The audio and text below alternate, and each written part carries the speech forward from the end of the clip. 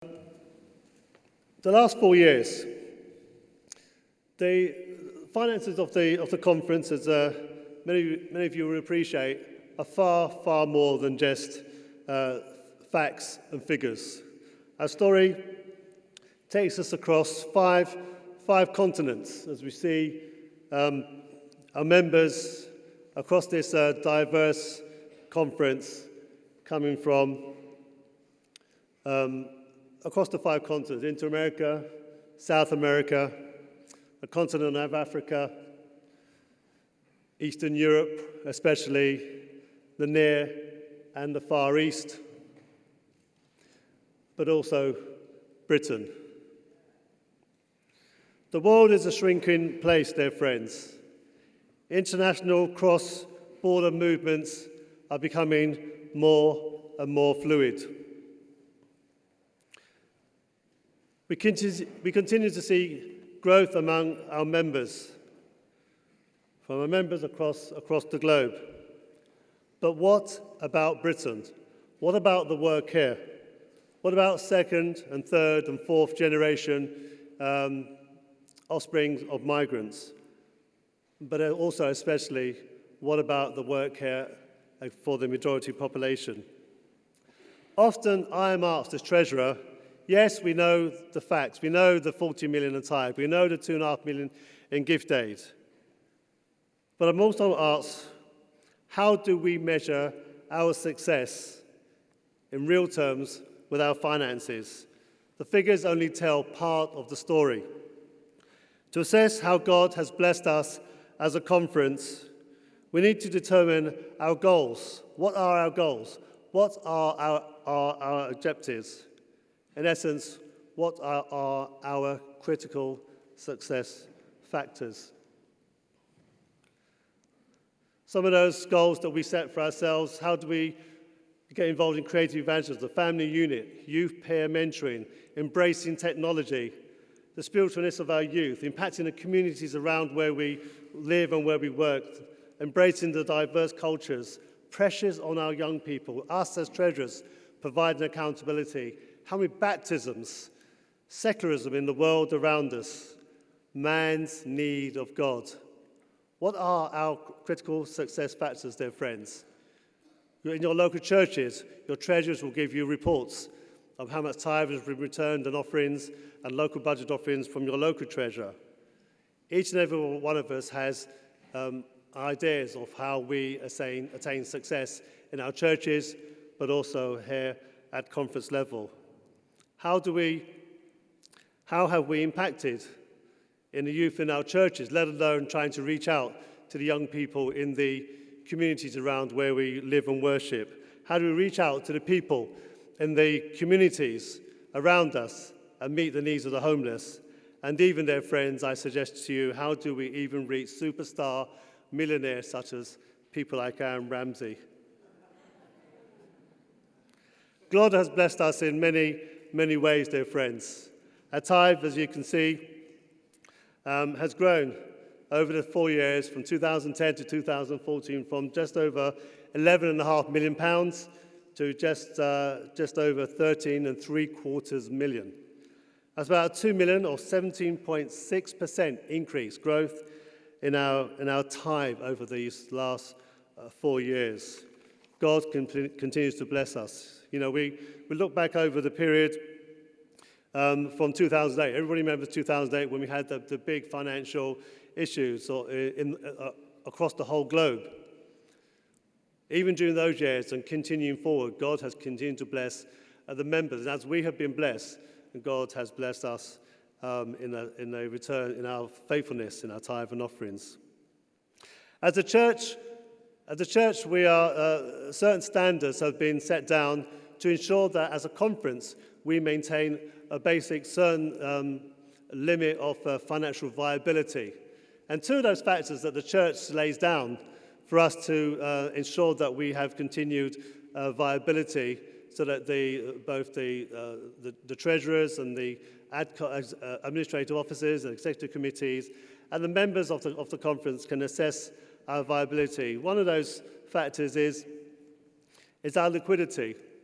Our liquidity is a measure of how we will fare, or how we will, our ability to meet our liabilities, for instance, in the short term, say the 0 to next 3 to 4 months. You can see there, the red line shows what we need to meet a 100% limit. And you can see we dipped a little bit in 2012 and then went above our core needs. Secondly, our working capital. Working capital is a measure of our ability to meet our needs in a medium-term future, so between 6 to 12 months. How are we positioned? How are our finances set to meet our needs in the medium-term future? And you can see there again, apart from the dip in 2012, we've maintained those denominational levels set to gauge the barometer of our financial health. Gift aid. Gift aid, I've always seen as like the icing on the cake. God has blessed us as a conference with tremendous growth in tithe. But the government still continues to recognize the valueness of the work that charities do, the length and breadth of the British Isles. And over the last 4 years, we were able to receive just over £9.3 million back from the government in gift aid. And just a reminder, 45% of that goes back to the local churches, 15% to the local area districts that your church resides in, and 40% goes into a building fund to help the churches of the South England Conference with building projects. It was this last spring, one sunny afternoon, I was sitting in my office, and Pastor Litter, our stewardship director, walked to my office and he said, listen, we need to have another look at this gift aid. Because we always seem to talk about, well, we've only got about 6,000, Michelle would say, 6,500 gift aiders, about 6,500 people on gift aid. But what does that really mean? We discussed it, Richard and I, for a while, and then we came up with this figure, looking at our tithe figure and how much potentially we could have raised if all that had been gift aided. We came to the conclusion, we arrived at a figure of about 76% as having been claimed back from the government based just purely on our tithe. So of all our tithe offerings that have been donated or returned to the conference, 76% of that, is Richard in the house? I don't know, was returned under the gift aid program, resulting in 2014, for the first time, going above £2.5 million returned from the government at 2.65. You can see there, we started off in 2000, going back to 2010 at the end of the last term, 2.4 million, rising to 2.6 million in 2014. We praise God for these tremendous blessings, because this is the primary source of funding to help with the capital needs of our conference. What have we done with the 40% that is retained in the fund for our churches? Well, over the period, we acquired new church buildings. Edmonton, Whitley, now West Reading, Basildon, Southeast London, Watford Town were able to buy new premises for themselves in Watford. Ilford, this is the West Reading, now West Reading Church. You can see this derelict old building on the left was turned into a magnificent auditorium that Southeast Community Church now reside in. This huge synagogue in the central Ilford. Watford Town's new facilities in Brixton Road, coincidentally, in Watford. But also, we were able to help, and especially last year, but over the period, we spent another 1.2 million helping all these churches with various maintenance and refurbishment projects. Some quite big, such as Southall, Chiswick, North Wembley, and Clapton, I believe, and some on the smaller side. But we've been able to help. I think 2014 was the first year we didn't actually buy a single building. Most of the funds that we had went to help with these major projects. Because as our churches have got, as our church has grown, as Pastor Messenger said earlier on, we are able to, churches are needed to expand, to extend, etc. What else do we spend funds on? One of our major costs are for the salaries and allowances of our workers, our ministers, our youth workers, our Bible workers, and our office staff. Additionally, one of the main tranches, and I do apologize, this slide wasn't actually in your session report booklet, but I quickly put this slide together this last week showing how we have supported, the conference has supported direct forms of evangelism. So the best part of just over £1 million, £1,003,000 was given directly to churches across the districts of the South London Conference to help with direct forms of evangelism. Yep. We have now gone over the 10 minutes allotted time. I will talk very, very quickly. As you can see there, another large lay evangelism to help with lay initiatives from our conference. Lay volunteers around our conference, 134,000. Lay youth initiatives across our conference, another 50,000. Olympics, we invested somewhere between 221,000 to support the programs during that special year in 2012. And various missions and cities projects, £445,000.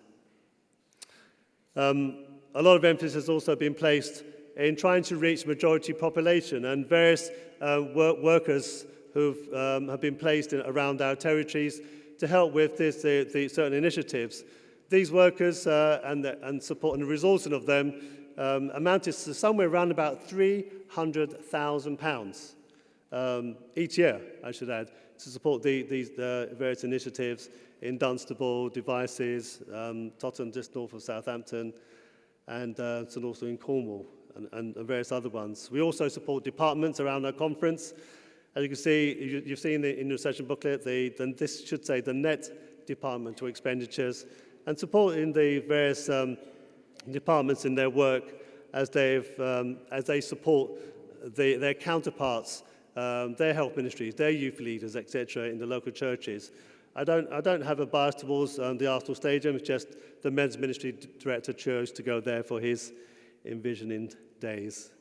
One of the aspects of youth work that I've always felt passionate about has been summer camps. You know, in conclusion, Mr. Chair, one of the really several years ago, I was wading through the proverbial attic, and I came across a certain booklet of a summer camp at Oxbridge Bay in the mid-1970s. It was led by the then youth director, Jim Huzzin. As I looked through the names in that booklet, I saw a certain name of a certain president of one of our current president of one of our missions.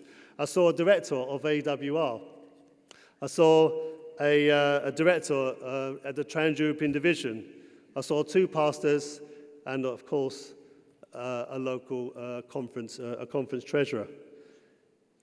What are our critical success factors? Jim Hussey may never know of the impact he had on those camps all those many years ago. I'm sure some of his members, if they're here, will share these thoughts with him. But each and every one of us has a task that God has entrusted to us. And as we move on from this conference in our own lives, each and every one of us will seek to meet those challenges that God has entrusted to us. We have schools in Fleetwood, Highland House, former John Loughborough, Eden School, Newbold, Stanborough, and we also support Newbold College in their Brother Treasurer, work. I'm going to have to ask you to close within the next 30 seconds. 30 seconds, and that's our schools. Highland House.